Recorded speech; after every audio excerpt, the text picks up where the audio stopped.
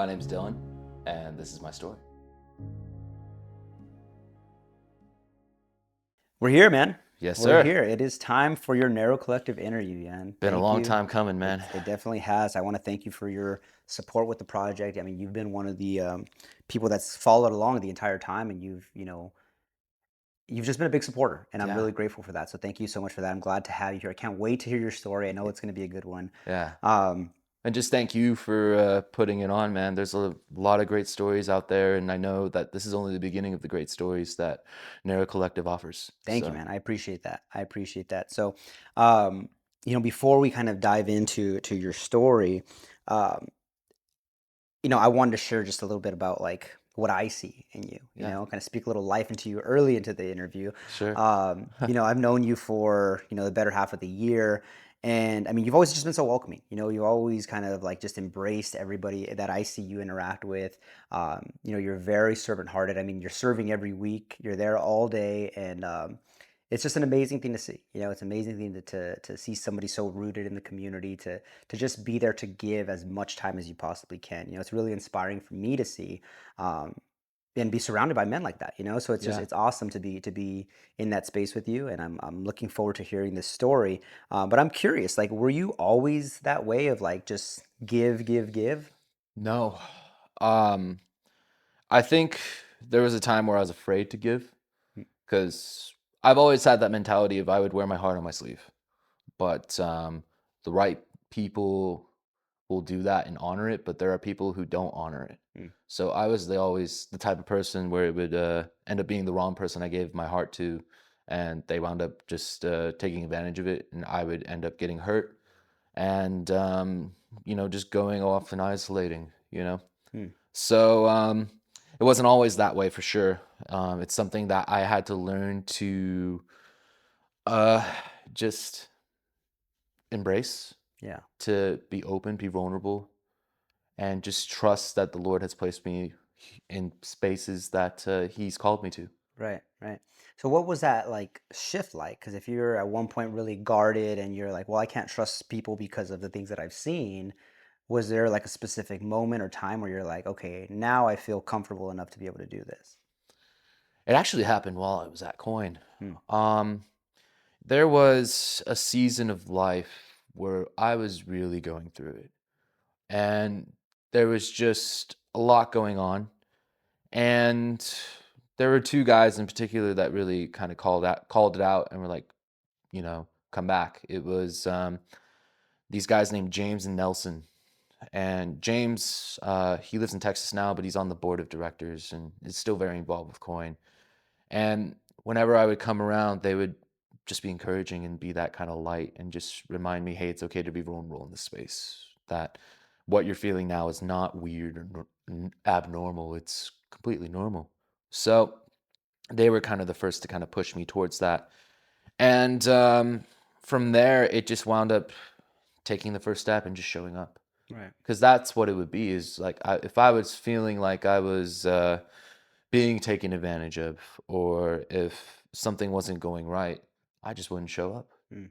So um yeah, and I think it roots back to just knowing what it's like to not have anybody show up for you. Mm. So yeah, that's kind of where that's at. Right, right. Um, so before we continue to like the current where we're at now, I like to always kind of start at the beginning, right? Or not the Yeah. beginning, but like your early days, right? So hmm your family or even yourself, did you grow up in the faith, or what was your upbringing like with the faith? So I was raised in an agnostic home, which basically means that my family believed there was a God, but they wouldn't specify if it was Jesus or any of the other gods out there. Um, Newsflash, it's actually Jesus. But I had to look at the camera for that. No, like my grandmother and my great grandmother, they went to church for about the first 6 or so years of my life. And when my great uncle passed away, they stopped going. But my mom, she was also kind of on that same path where she was a Christian, but she wasn't a practicing Christian. And my dad, um, he wasn't around really my first 18 years or so of life. Um, he was in Chicago and still is in Chicago, and my mom and my dad split before I was born. So I know now that he was kind of raised Catholic, but he never was really a practicing Catholic by the time I was born. So I tend to tell people with that I was raised in an agnostic home. My parents as a whole wouldn't direct me one way or the other. So yeah, I didn't really get curious about faith until I was probably 13. Um, I had a friend who I've known since first grade, and we did drumline together and did all these things. And he was a Christian and was raised in a strong Christian home. And he invited me to youth group. And from there, that's when I started getting curious about the whole Jesus thing. I didn't give my life to Christ that day, but I was definitely curious. And it was the idea of just the soil, the seed being planted on the soil. Mm, That was definitely the seed being planted for me. right. And what was that curiosity like? Like, what questions did you have at the time? And I mean, as a 13-year-old kid, there's so many questions you could possibly have, right? Yeah, I mean, I think back to when I was 13, and those early teenage years are always kind of an awkward stage. I work junior high now, and I see these 11, 12, 13-year-old kids that I work with, and I think back to how I was then. Just this kid who had more questions than I can verbalize, Mm, and there was a lack of answers. And I didn't know then it was okay to not have the answer, mm, to have faith in a God who loves you so much that he sent his only son Jesus to die for you, for your eternal life, and also that you can have all these dreams that he's placed on your heart. mm, So at that time, I think I was in that kind of awestruck mindset of really there's a man out there who wants me, you know? I think at that time too, I was starting to feel more angsty about my situation with my dad, that he wasn't around, that I knew who he was and I would never talk bad on him, but he just wasn't around to, you know, do the things that most dads do, like help you ride your bike or play catch or even like get into sports. So, but along with that, I'm fortunate to have had other male figures in my life, like my uncle. Um, my uncle, he was a Christian, and he was another person who kind of helped plant the seed. Where whenever we would hang out, he would plant me with some type of wisdom, whether it be biblical knowledge or just he was a forever learner, so it was mm, just always learning something new with him, even when it was difficult. So I had him, and he's the one who got me into baseball. And I have another uncle who got me into both baseball and hockey. So, and what's funny is about the uncle that got me into baseball and hockey. My dad was born and raised in Detroit, and I think he always knew that my dad was born and raised in Detroit. So he would try to raise me around the Detroit sports, not knowing that we serve a God of reconciliation and we would one day reconcile. mm, So, um, yeah, so I think at that, going back to 13-year-old Dylan and that seed being planted, it was more the curiosity of, oh, there's somebody out there who wants me, mm. that I'm not just this 13-year-old kid who asks too many questions or is weird for, being involved with music or, liking the Beatles too much. Yeah. So at 13, you start having the questions. At what point do you start like seeking the faith on your own? I didn't genuinely start seeking the faith on my own until I was about 18. Okay. Um, After high school, I was in marching band like all through junior high and high school. And my high school band director, his wife was a worship leader at a church. Um, and she knew that I'd played guitar because I had played guitar with our high school jazz band and played bass and all these things. So she got a hold of me through another friend of mine who was also in marching band with me. And she was like, "Hey, we need a guitar player. Do you want to come play?" So I was like, at that time I wasn't involved with churches or anything like that. I'd kind of like the questions were still there, but they have kind of went dormant. Mm, So I was like, okay, sure, I'll come check it out. I like playing guitar, so this would be a good opportunity for me to expand my musical horizon. So I went in not expecting much of anything, and yeah, I got there and it was like, wow, like playing these songs and watching people in the congregation cry and just be vulnerable. It was eye opening for me. It was like, I can do that too. Mm, So yeah, that was when I really first started seeking Jesus on my own. And then I stayed with that church until it folded. It was about a year and a half after.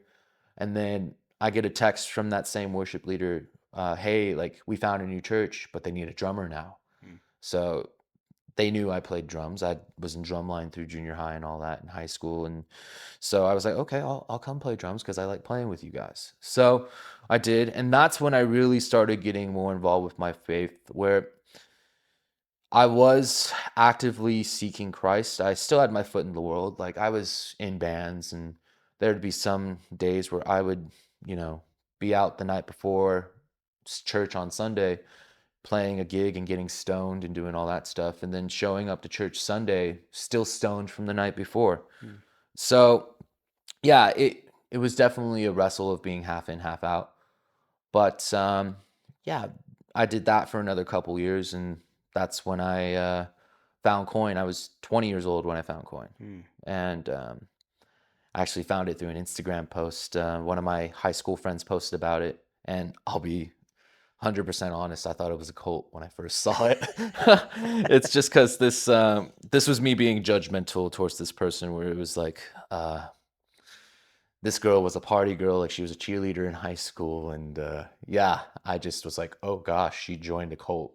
Like, not surprising. But then I go look at the Instagram. I'm like, oh no, it's not a cult. It's a church. It's a brand new church, and it looks interesting.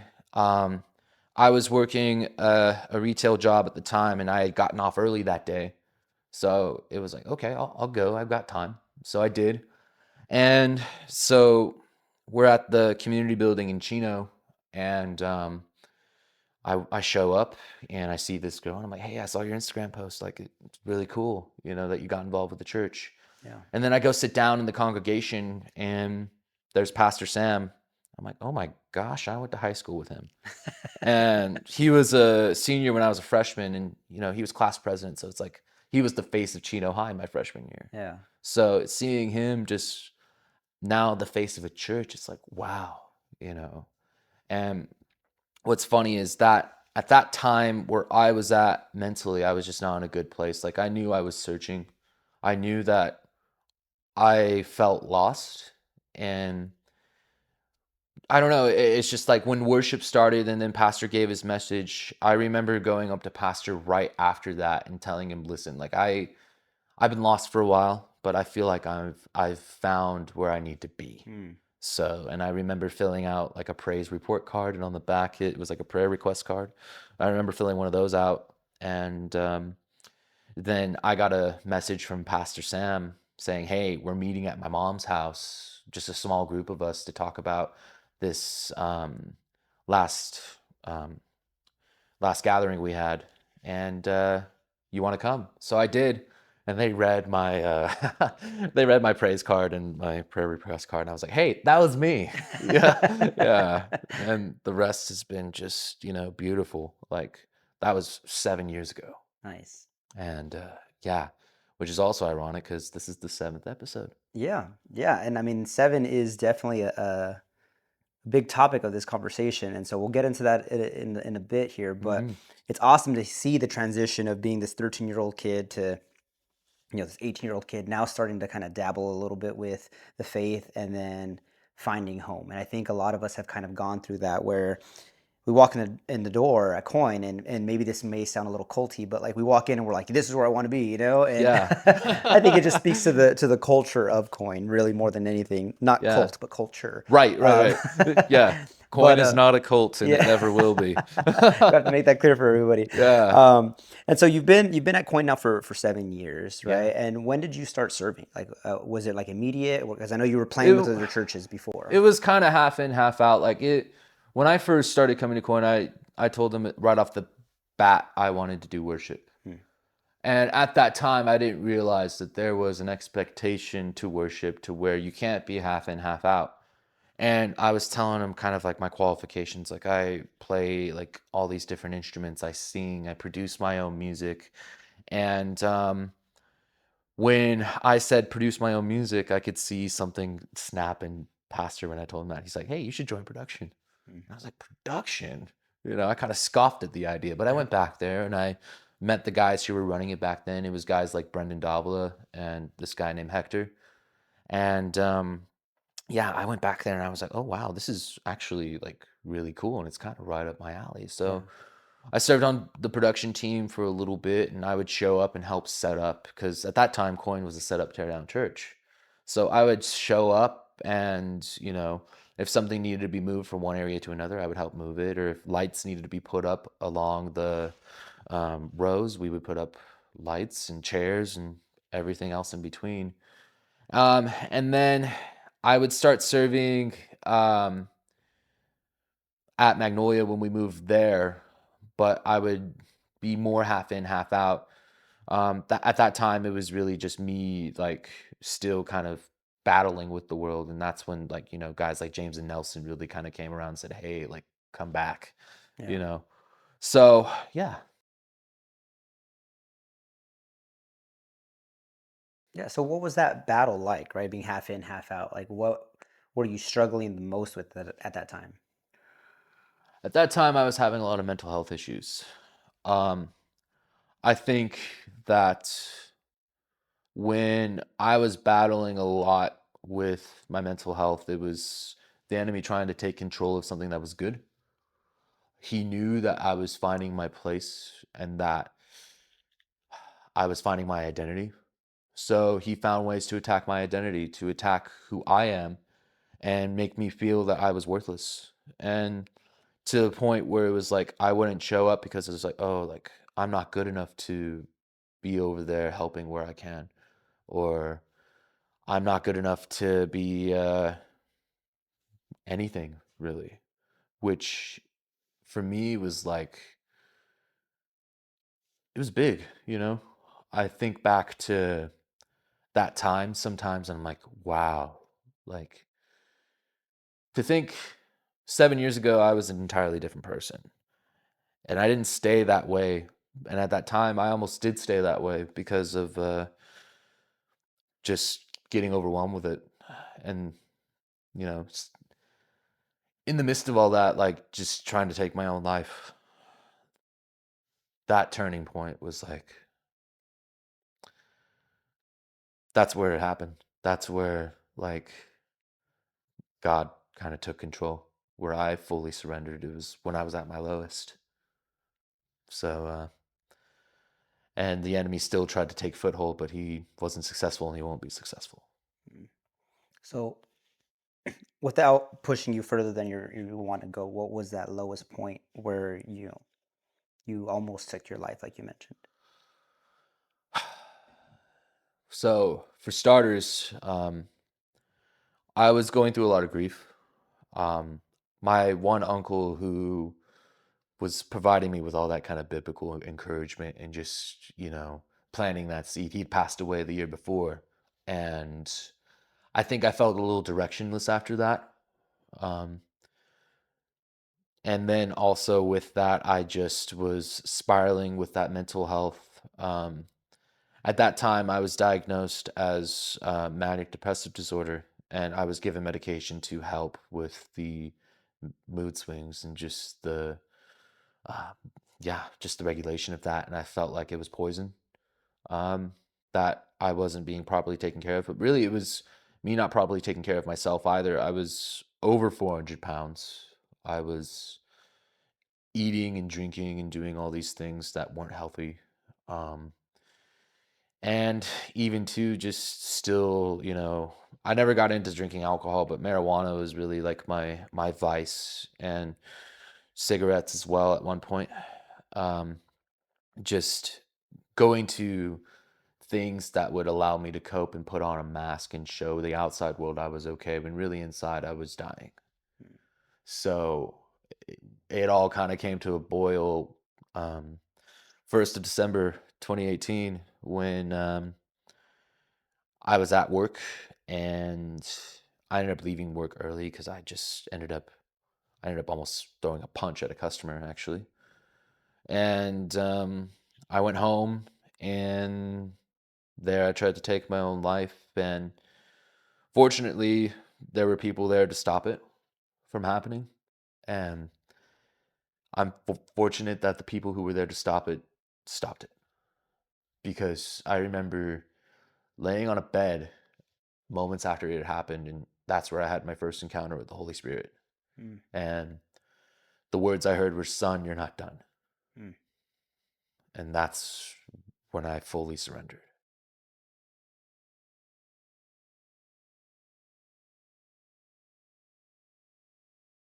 So you mentioned this encounter with the Holy Spirit and telling you you're not done. Yeah, Being in this position where you were ready to take your own life, how do you receive that? How do you say like, okay, well, I wanted to do this, but I hear this. Like, what was that moment for you? I think at that time, like, I was still 1 foot in, 1 foot out with community at Coin. And I remember there was this like team group chat, and I would text in that group chat when I was having struggles, whether it be with my mental health or just, you know, any type of struggle I was having, whether it be at home or, you know, I fell down and busted my knee. Can you pray for me? Yeah. Stuff like that. Um, so I think I knew at that point, it was like, okay, from the encouragement I've received from community and the trust that I've had within community with these people that I've connected with so far, I have no reason to doubt that this is the Holy Spirit, and just to fully surrender and be like, okay, Lord, I trust you. Like, let's do it. And yeah, I think at that time it was also me recognizing that I can't do it alone. Because I think at that up until that point, I was trying to do it alone and it wasn't working. Yeah. And so you fall into community, it sounds like, right? Yeah. And how do you combat the attacks from the enemy? Because they don't just go away, Right. right? You're still struggling with that, I'm sure, to a degree. So what was that struggle like? Um, a lot of isolation for sure, Mm, where there'd be days where I'd be consistent showing up every day, responding to texts right away. And then all of a sudden I would just disappear and, like go on reigns of not responding to text messages for 2 weeks and missing phone calls or missing meetings and doing stuff like that. And it would be, weeks upon end where I would then show up and I would expect to be grilled like, "Oh, like where were you? Like what's going on?" But no, it would be, "Hey, Dylan, like where you been? Missed you." You know. yeah. So yeah, just beautiful, really. Yeah. So it was received positively, even though you probably anticipated like a negative Right. reaction. Yeah. I kind of went into it like almost like this nervous school kid where it was Mm, like, "Oh, like I forgot to do, you know, the written response passage of this essay that is due today, and I'm going to turn it in, and the teacher is going to be like, oh my gosh, Dylan, like this is terrible. I'm going to give you an F for this. Like, don't even think about like trying to pass this class now." yeah. But then you would show up and you would turn it in, and the teacher would say, oh wow, like you really tried your best on this. I could tell, and give Mm, you that A, even when you feel you don't deserve it. right. Right. And I mean, I feel like it seems pretty obvious, but I imagine that would shift your focus from what you said in the beginning, where people would take advantage and like kind of beat you down, versus like people lifting you up now that you're in this space, right? Yeah. Awesome. So now you've been in this space for a few years, and to hear that side of your story is not that it's hard to believe, because it is your truth, but the person I see doesn't necessarily struggle with that at the surface, right? So Yeah. like, how do you maintain that level of like positivity and happiness that we all get to see, every week? I think there's a couple different ways to go about it. One is just being able to be in community. Um, I think something that keeps me going is just watching people smile, watching people happy, watching people just grow and just continue to lean on Christ and to push people closer to Christ. That's nowadays my ultimate mission. It's Mm, just to be that light, to love like he loves us. And so I think what keeps me going and what keeps me positive in that light And granted, it's not always positive. There's moments where it's like you kind of want to beat your head against the wall where it's like, oh gosh, like this is a tough day.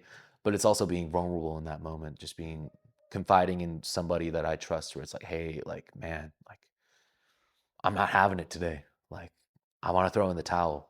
And there's those people in my life where it's like I can go to them with that and they can provide that encouragement or that tough love. Mm, Cause that's something I need sometimes too, is that tough love where it's like, man, like snap out of it. Like get back up, keep walking. mm. And there's a lot of guys like that for me. Like Marvin Dull is, gosh, the king of tough love right there, man. And Brendan and Pastor and, John Harper, Robert Sheehan, all those guys, are all guys who help provide me with that encouragement. And just watching all these new faces that have come in, like you and Luis, and yeah, there's other faces too, like Kimberly is a big one. Uh, yeah, and just watching them grow, watching them, have that joy gives me joy. Nice. And then the second thing too is just being able to use my gifts. Like I'm up there on a Sunday, whether it be in the back in the production booth or on worship, and I'm not thinking about like, oh, like I'm gonna rip a mean guitar solo here just to impress everybody. No, Yeah. I'm not thinking about that. What I'm thinking about is just being able to bring the kingdom down by having this crazy supernatural gift that he's blessed me with of being able to play all these instruments and sing and write songs and produce music. And you know to be able to do that is just like, oh wow, like there's no other feeling like it. Yeah. And so what's that life like now with worship kind of being your, I think the thing that you do the most, right? It's funny, yeah, because my technically speaking, I do oversee production. I co-lead production with Gilbert, but I also do worship quite a bit, and I do oversee worship at Coin Upland too. So I have been stepping more into the worship realm, but I also stand in the camp at the end of the day that both worship and production are kind of one team. We do serve separate purposes, but we do interact with one another and really just serve the same purpose. Right. So yeah, but I have been on stage a lot more recently than I haven't been on stage. Yeah. You mentioned a second ago, you have those days, and we all do, right? Where some days are just easier to get up and get out of bed, and other days are a little bit more of a struggle, so to speak, right? Yeah, More recently, what do you feel like you've been struggling with as it pertains to your faith? patience. Patience. Patience. I think especially with being a teacher now. I teach kids with special needs. And I have to remind myself sometimes with the kids I work with where it's like, hey, like they might not fully understand. So you got to be patient with them. Mm, Or even within community, like it's not easy to do life with one another. Like there's going to be times where somebody says something or somebody does something that annoys you. And it's like, oof, like I want to shake you down for that one. But no, like give them that love, give them that grace, and do it not just for your own sake, but because God gives that grace to you all the time. mm, Like you're sometimes on that end where, you know, you're saying something you probably shouldn't or doing something you probably shouldn't. And, he still gives you that grace. yeah, absolutely. So you mentioned working with the special needs children. How is that going? I love it. Oh my gosh. Like those kids are a reflection of God to me. Mm, Every single one of them. And what's funny is like they're all each uniquely hold like something like that God holds. And it's like I look at those kids and I'm like, wow. It's humbling in a way because it's like it's a answered prayer for me to be able to get up and drive to work and work with these kids and find out what crazy thing they're on now, whether it comes to TikTok trends or whatever type of viral meme they're going through, or even just to talk to them about their day. Because I remember what it was like being in their spot. Um, Not a lot of people know this about me, but growing up, I was diagnosed with is called Asperger's, which is a mild form of autism. And for me, it doesn't affect like who I am, like physically or mentally. It's more socially.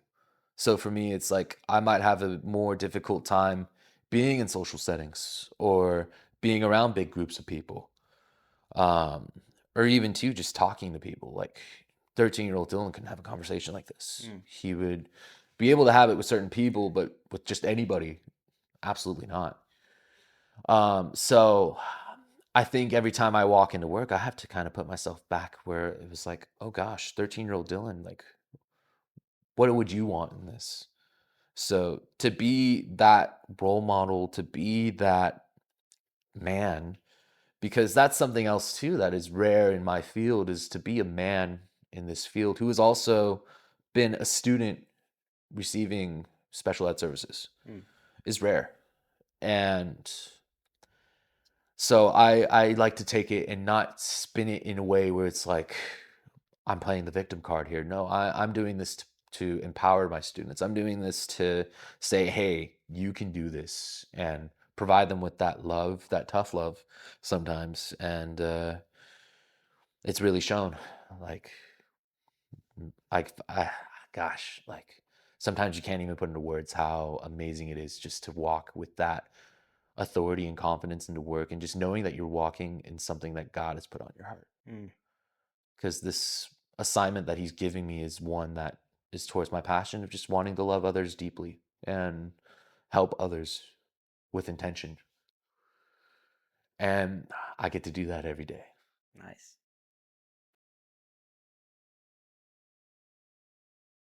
So you mentioned, a little while ago in one of your answers that you were battling this phase of, the enemy coming after you, seeing that you were on the horizon of something great for yourself and you were finding, your faith, but you were being met with these lies of, well, you're not good enough, people are going to be mad at you and all these different things, right? So, Yeah, what is something that you know to be true now that maybe you didn't know back then when you were receiving all these lies?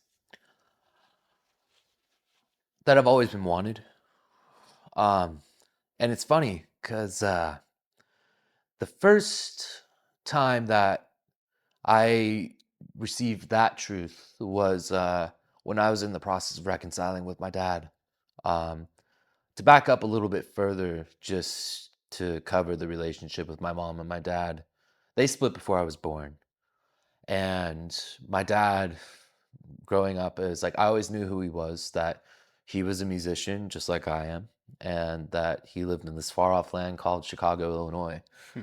And so like I was always like somewhat in contact with him through the years, like the happy birthday, Merry Christmas and all that. And I knew that like obviously I had my stepmom out there and I had siblings out there. And I was close with my grandparents from him and they lived here growing up when I was up until I was about 7. And then they moved to Texas and then they moved back when I turned 18. And that's when I started the reconciliation process with my dad. And in that time, my mom, her and I had a relationship. I lived with her for a little bit, and then when I was about 5, she got married to a man who was the father of my other 2 siblings from her. And at that time, I ended up having to stay with my grandma at that time because financially it just wasn't a good move for me to be living with them. So from about the ages of 5 to now, I've lived basically with my grandma and then my great grandmother at the time. And I tell people genuinely that if it weren't for those 2 ladies, I would either be up for adoption, dead, or both. Likely both. Because those 2 ladies right there were part of the reason that I was able to get the help that I was able to get. That I felt cared for, but at the same time, I did feel rejected by my parents, you know. So to move forward kind of a little bit just to that reconciliation piece with my dad, I got a message from him when I was 18 saying, hey, I'm coming to town, your grandma's moving back and I want to see you. So I was hesitant because at that time I was like, man, does my dad even care, you know? And my dad's best friend went with us to this meeting, which I had reluctantly agreed to. And we sat there, we talked about music, and he just couldn't believe it was 13 years since we had last seen each other. And yeah, and we had lunch and then we left. And I remember my dad's best friend leaning and being like, "You are just like your dad." And it freaked me out. But then it all made sense by the time we had kept going. And leading into my 21st birthday, um, I always kind of preface the best gift I've ever received was getting to sit down with both my parents in a room Mm. and have dinner with them. That was my 21st birthday gift. And that same birthday, I asked my dad flat out, I was like, "Did you not want me?" And he told me it wasn't true, that he always wanted me and he just made a mistake. So, yeah, he uh, he owned up to it, and that's something too that I'm very thankful for. Is with my mom, like she never talked bad about my dad. She never once said anything out of pocket or rude. She always just told me, "Dylan, your dad is a good man who made a mistake, and it's up to you if you want to let him in." And it's funny to me because it's almost like a parallel of my faith too, because like you just have to let him in. You have to let God in. And it's not something that he's making mistakes. No, he's perfect. He has perfect timing. His things that he has laid forth for you, he's known about since before he's placed me in my mom's womb. So it's like it's all perfect timing. So just that first time asking my dad flat out, I was like, "Did you want me?" And he's like, "No, I always wanted you." It was like, wow, like that was the first step towards kind of defeating the enemy in his tracks with the lies. Mm. And it's also a reminder that the enemy doesn't play nice, because that 21st birthday, that October, that December was when I attempted to take my own life. So it was the enemy hitting right back, but getting right back up and getting the help I needed. Um, and I remember just walking with like Pastor and, James and Nelson at that time. And they would ask me, like, "Well, how do you feel about letting your dad back in and just having that moment of reconciliation?" And I still do. It felt like weight was being lifted Mm. off. So, yeah. It's amazing timing to have that ability to have that conversation and then shortly thereafter have that situation happen where the enemy's like, no, this is not what I want for him, because then he's going to find reconciliation, all the different things. Yeah. And it's great that you had the community to lift you up and say, hey, the enemy may be attacking, but he's not stronger than our God. Yeah. Right. And I'm curious, after all that time of not having your parents in your life, I imagine it's hard to forgive, right? It's hard to like Yeah. accept and embrace. So what was that like? It's funny because even to this day, there's still moments where it's like, should I have let him in? Mm. Um, but like, for example, I just got back from Chicago. I spent Christmas out there with my dad. And it never fails. Whenever I'm out there, I learn more and more about my dad, and ultimately, I am my father's son is like the ultimate gist of it. Where it's like the last time I was out there, it was simple, but still, it's like wow, like I am my father's son. I bought a box of Milk Duds, and I brought him back to the house, and he's like, "Oh, Milk Duds are my favorite," and I was like, "Mine too." So we're sitting there at the kitchen counter eating Milk Duds together, and even to every from little stuff like that to even the big stuff, just like about how we handle conflict or how we go about family. It seems to me that there's like a mirror image with my dad where it's like, yeah, he wasn't around for 13 years, but that doesn't equate to where we're at now. Mm. That we have a strong relationship, that I love him unconditionally and he loves me unconditionally, and that even just to be able to do stuff like make music with him. That's one of my greatest joys, is to be able to sit down with him and my brother and to sit down and play. The Weight by the band, or like the Beatles, or any of those other groups. Or this last time around, we were playing worship music together. Like we Nice. broke out 10,000 Reasons, which is an old worship song, but we love that song. Just to be able to sit down and play with them and just, yeah, have those moments. And with my mom, it wasn't as easy with my mom. I think that for starters, having her in the same city and just feeling like I was a second choice rather than the first choice, because family first ministry and all that, it stung. It really did sting. And it took a while to be able to fully embrace her, to say, like, Mom, like, I know you've made mistakes and I've made mistakes. I've said things I shouldn't have said, and so have you. But I still love you. You're my mom. And you have a heart that you are willing to put out there for anybody. And just to be able to say that is something that I am beyond thankful for. To just have that relationship with my mom where it's like, yeah, it may not always be perfect. She'll annoy me, you know. She'll like do something that or say something that's just like, wow, that really struck a nerve. Mm. But at the same time, it's like, that's my mom. I love her. She's one of God's daughters.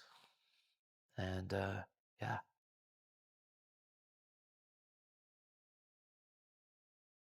So Dylan, I want to thank you again for being part of this interview. Like I said in the beginning, you've been a big supporter of the Narrow Collective since its inception, really. Yeah. And as the Narrow Collective was based off of Scripture, Matthew 7:14. But small is the gate, narrow the road that leads to life, and only few find it. So I always ask the people that I'm interviewing, have you had a chance to read that Scripture and reflect on it? And what is kind of your take of what that Scripture means to you? Yeah. Um, it's funny, like a couple months ago I was reading through Matthew and I came across that, and not even thinking about Narrow Collective, I was just thinking about my walk as far as where I've been um throughout my whole life, even before I knew God. And yeah, I think that to take that narrow road is something that I've done, from whether it be just standing in the face of animosity or just things that are difficult and pushing through, um, whether it be getting that help after the suicide attempt and just saying, like, yeah, I'm not good. I need help. That's not something that is on the wide road. That's something that is the narrow road, to Mm. be humble and just have that vulnerability. Or even too, I think about my path as being a lifelong musician. I started playing guitar when I was 2 years old. And being able to say, like, I've been on tours across the country and have played for thousands of people across my lifetime. And, you know, even with that, it's like God used me in those spaces to be a light unto audiences. And nowadays it looks different. I don't serve for an audience of people. Even on Sunday, I don't do it like I was saying earlier. I don't do it to rip nasty guitar solos or, you know, sing great vocal lines or anything like that. I do it for my audience of one, which is Jesus. Mm. And to be uh, performing for an audience of one is not something that the wide road does. It's something that the narrow road does. It's something that I like to use the phrase, God doesn't call the qualified, he qualifies the called. So to just have answered that call and to be on that road is not something that is easy, and it's never going to be easy. Right. So it's a very um, it's a very beautiful thing for sure. Right. And I'm glad you chose those two phrases at the end there because those are actually my next two questions. Is I know earlier you mentioned patience is one of the things that you struggle with. Is there anything else you're struggling with on the narrow road? I think at times I feel like on that route of patience where it's like, oh gosh, like, am I going to be alone on this road? But it's not true. That's another lie from the enemy, that you're alone on the road. God's right there with you. Mm. He's walking alongside you, because he already knows the path, but he doesn't expect you to walk that path alone because you don't know the path. Mm. So he's walking alongside you, guiding you through that path. And of course, the enemy doesn't play nice. He tries to find ways to make you think you're not alone on that path. But yeah, it's just a constant reminder like, hey, you're not alone on that path. You're not hard to love. You're not, you know, going to be there alone forever. Mm. So, Yeah. or at all, really. Yeah. And on the opposite end of that, you mentioned beautiful, right? It's a beautiful road. What are the most, I guess, beautiful parts of it in your perspective? Think learning is a big part of it because I recognize that kind of going back to what I was saying when I was 13 and wanting to know all the answers, learning to be okay to not have the answers, that there are a lot of things in this life that God has designed us not to have the answers to. He's designed us to surrender and submit to Him. And the submission part, that's something that I've learned more recently in my walk, where it's like submission in the world's view has been taken out of context of God's view. Mm. And to submit to God and just to walk that path with Him that is narrow, and to walk with that authority, knowing that me as His son has been designated for this path, and it's a path designed special for me by Him, the ultimate creator, is that's what's beautiful to me. And there's going to be parts where I don't know the answers. There's going to be circumstances where I do know the answers. But regardless of if I do or don't know the answer, I'd have nothing to worry about. Mm. Yeah, that's a good perspective, right? I mean, Yeah. that is faith, Yeah. right? that, that Yeah. that's that summarizes faith right there. It's not about what you know, it's about the assurance that it's going to be done for your benefit regardless of what you know and don't know, right? Yeah. Um, so in that same kind of like topic, what are some questions right now that you're like struggling with of like anything related to your faith, if any at all? I think the one question that comes up consistently is, how can I serve better? Hmm. How can I love better? Um, which I feel like in turn are both very similar questions, where it's like God says the ultimate thing you can do is love one another. Hmm. So, and one of the ways you love one another is by serving one another. So it's finding that balance of like, okay, God, like you've called me into these spaces for a purpose, and I know it's for a purpose, and it's part of my assignment that you've given me. So how can I be faithful in the little? How can I serve you better? How can I love better because I love you? So that's where I'm at as far as my questions, is just being able to fully understand how I can love better and how I can serve better. Nice, nice. Where do you feel on this narrow road that you've grown the most in, like, let's say, the last year? Submission, Submission. submission and surrendering, um, and obedience for sure. I think for me, I've always tried my best to be obedient, but I would always fall in that camp of delayed obedience, where in this last year, the big thing that has been on my mind is delayed obedience is still disobedience. Mm. So to be obedient to God, to be steadfast in my spiritual practices of praying and being in my word and being in fellowship with community, um, I think has been the big thing, is just stepping up that game and saying, okay, Lord, use me. Use me for whatever purpose that you want me to be in, whether it be doing Bible camp and acting and doing all that stuff. Don't tell the kids I'm actually Commander Harris, but I was gonna say Commander Harris, yeah. yeah, don't tell the kids. Yeah. um, so growing in the obedience, you would say Yeah, is going into the obedience and stepping out in faith, kind of on that same note with the Bible camp of making an acting debut. I think everybody kind of knows that I've done acting before. Like I did like stage shows and plays, and even being a frontman of a group, you kind of have to act a little bit because there's times where I just want to go into the green room and not like talk to anybody. But when you get on stage and you start singing and performing, you start like, having to be like, all right, how we feeling? Doing all that stuff. Yeah.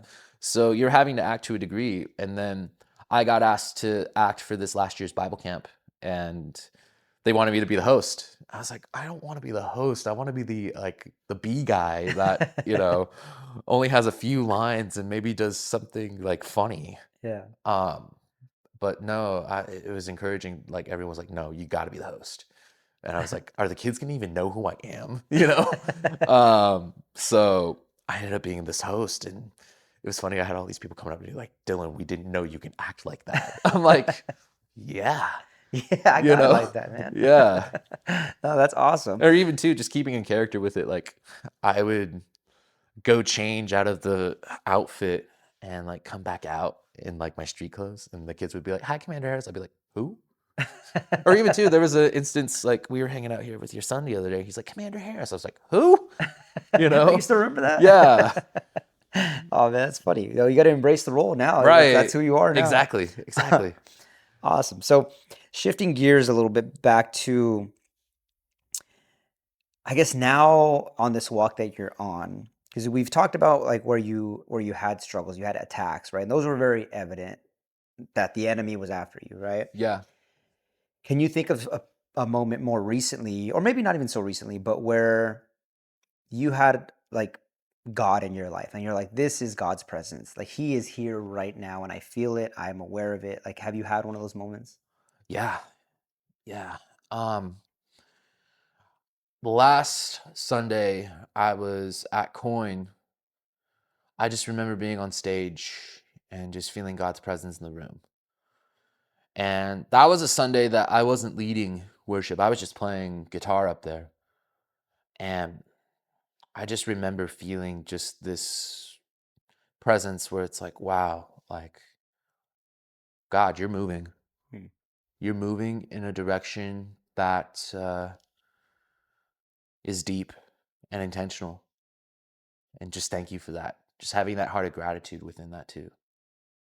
So, yeah, I just, I think back to that, or even to like, um, Bible camp, like watching those kids just kind of have that moment where they're embracing Christ and that seed being planted, even if it's through silly sketches or watching these kids play games, or through worship, because they had worship for Bible camp this year, which was awesome. Yeah.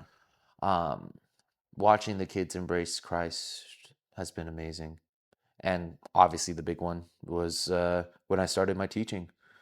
I remember walking into my classroom for the first time and thinking to myself, like, wow, God, you've called me here. Hmm.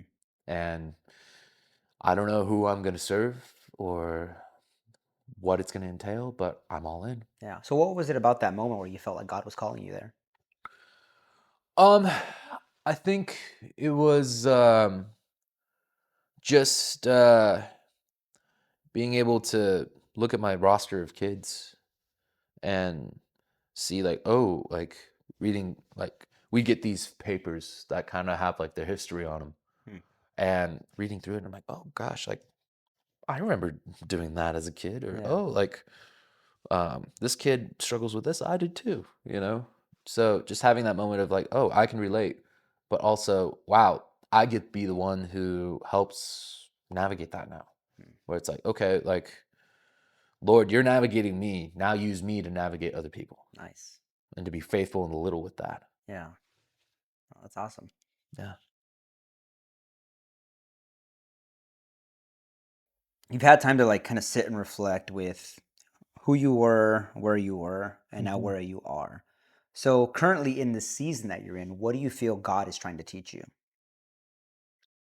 I think the big thing that he's teaching me is trust in him, that he's doing a deep work even when I don't see it, that this deep work is something that takes patience, um, that the things that he's doing and the things that he's going to do is going to be bigger than I imagined, that I dreamt of, because he has blessed me with big dreams and these desires and just these goals and ambitions. And in his due timing, they will all happen. Right. Awesome. And so, earlier you mentioned you were in this process of finding your identity and all these different things, right? Mhm. Who would you say today God says you are? First and foremost, I'm a son. I'm a son of the highest king, and he's designed me to be fearless, to walk with authority, with a grit that can only come from him, to be bold, to walk on this firm foundation that he has placed in my life, knowing that it won't fail me. Awesome. Now, if you, I mean, for anybody who's watching this testimony, there are people out there who may be struggling, who may be having the same struggles that you had at one point in your life. What is something or some things that you would want them to know? I think the first thing, first and foremost, is you're loved. Um, I think that's a common lie that the enemy tries to place in a lot of our lives, that you are impossible to love, that you're hard to love, that because of your circumstance, that no one's going to accept you for who you are, and that where you're at now is not the end result. It's just a temporary moment where it's going to take you to where you need to be. Mm, And along with that, it's not being afraid to say what you need to say, to reach out, to be real. And yes, there's discernment in, reaching out to people and, you know, not saying certain things to people because you don't want to be hurt. But there's also discernment in reaching out and saying, "Hey, I'm going through this and I need prayer, or I need someone just to talk to and process." So I would say those are the two big things, is that you're loved and don't be afraid. mm, nice. And so, if you could kind of put into like a quick summary, like what is something that you would want people to take from your story? Maybe they're not going through the same struggles or whatever it may be, but what is something that you want people to take from this story? God calls us to press on, Mm, that we're not called to stay where we're at. Even though the scenery around you may look the same, you're still pressing on. And He's designed us to press on, not towards desires that He's placed on our hearts, but ultimately towards Him. So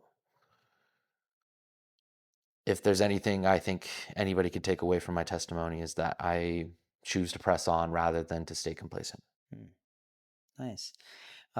If you could give yourself, past self, any advice, knowing what you know now, what advice would you give yourself? Stay the course. Don't back down. Don't think that you are less because you are in a low point. That you are still the same as you were yesterday, as you are today, doesn't mean that you are any less or any more. That God looks at you and says, "My son, I am ever so pleased with. I have you here right where I want you." Mm, okay, awesome. Now, reflecting into the future, let's call it a year from now, December 31st, 2026. What is something that you would pray for between now and that time for yourself? Continued focus on growth. Um, Continuing just to dive in to Him and spiritual disciplines, to continue just to walk with that authority, to walk with that confidence, to pour into others like He's poured into me, and specifically just pour into other young men who may not have been in my spot that I once was. I look at like Coin Upland, for example, as a very full circle moment, where it's like 7 years ago we were doing setup teardown, and there was a bunch of young 20 somethings in there, and I was one of them. And now I'm doing that again with Coin Upland, with knowing that I know now the growth that I've had, and that I have been placed in this space to just pour into others like others poured into me through God. And there's going to be more opportunities with that this year, like with Coin starting up young adults and just being able to lead worship more and just do more things for him rather than myself. Nice. So, one of the last questions that I have is, Sarah Hernandez, when we did her interview, she had this really great perspective of spending time with the Lord being like him sitting here waiting to have a cup of coffee with you. But Yeah. we're so go, go, go all the time, right? I got to Hmm. go do this thing. I got to do this. I got to go to work. I got to go to whatever it may be. And meanwhile, the Lord is just sitting here like, whenever you're ready to sit with me, I'm happy to have a cup of coffee with you, right? Yeah. And so if I wasn't here, the camera wasn't here, but the Lord was here waiting to have a cup of coffee with you, what would you want to say to him? Thank you. Just thank you for how far you've brought me. That you looked at me that day 7 years ago and said, "My son, I'm not done with you yet. And I won't be done with you until I call you home, not when you call yourself home." And that I'm just grateful for where he has me. That I don't have all the answers, no. There are things that I need to learn, that I'm going to learn, and that I trust him ultimately. Nice. Yeah.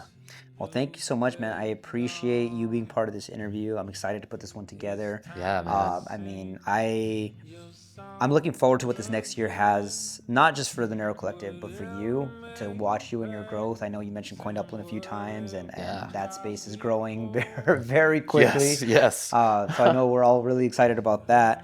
Um, yeah, man, it's been a blessing to hear your story, to hear the things that you've overcome, not just the things you went through and sat with, but the things that you've overcome, because they're very heavy moments in your life, and you know, I'm glad that the enemy didn't win.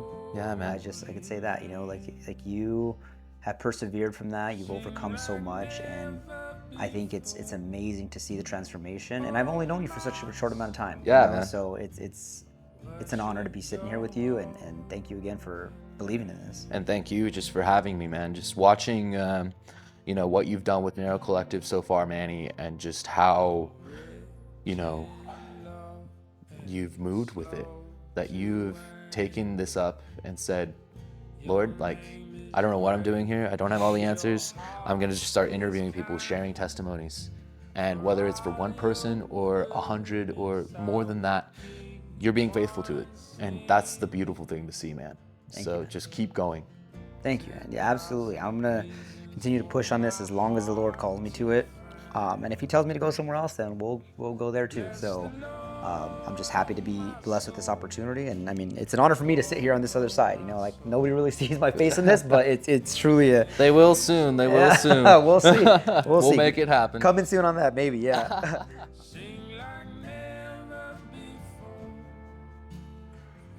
Dylan, excited to hear about your interview. It's truly inspiring to hear your yes just to further his kingdom. Your story's powerful. God's going to use you to literally save lives, bro. Just continue to lean on his strength, to lean on the Holy Spirit. Love you, man.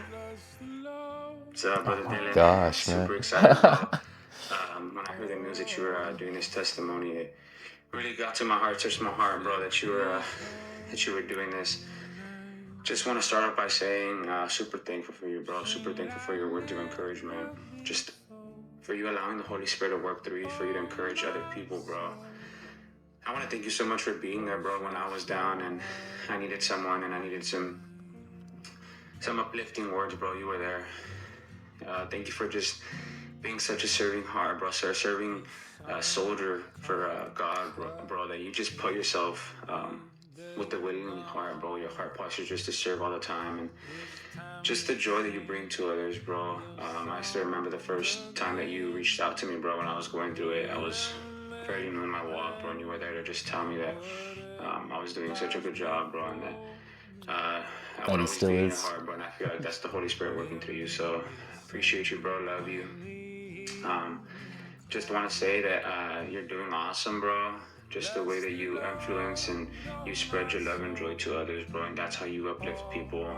and just the way that you worship, bro, and you worship with an open heart, bro, and your arms just wide open, bro, receiving God's love, bro, and then you just being able to transmit that through others. So I appreciate on that, bro. I see when you're up on stage, bro, and you're just worshiping, glorifying God's kingdom, bro, and you're bringing heaven down on earth, bro. So I just appreciate you so much. And yeah, bro, excited to hear your testimony. I'm sure you're gonna rise above what you're doing right now, bro, and you're just gonna continue doing awesome things. So yeah, super excited to hear it, bro. Love you. Thank you for being you, bro. Thank you for being Dylan Harris. Come on, bro. Appreciate you. And we'll see you soon, bro. Gosh. Dylan. All right, man. And I want that to be words of encouragement for you, man. Like I said, you know, just what I see in the short amount of time of knowing you has been such an amazing thing to witness. And it's not just me, you know, other people in the community, you know, seeing your praises speak so highly of you. And it's not a coincidence that all are saying the same thing. You know, continue to lean in, continue to be faithful. You're already doing it. You are a great inspiration to those in the community. And I just think that if the community could be surrounded by more Dylans, I mean, it's just going to take off, you know? So, yeah, dude, just keep at it. Like, it's been a pleasure sitting here with you. It's an honor to know you. And I just can't wait to see what this next year brings for you, man. Yeah, man. Likewise. So I'm excited. Awesome, man. I'm going to end it here. And Oh, I didn't realize we were still filming. yeah.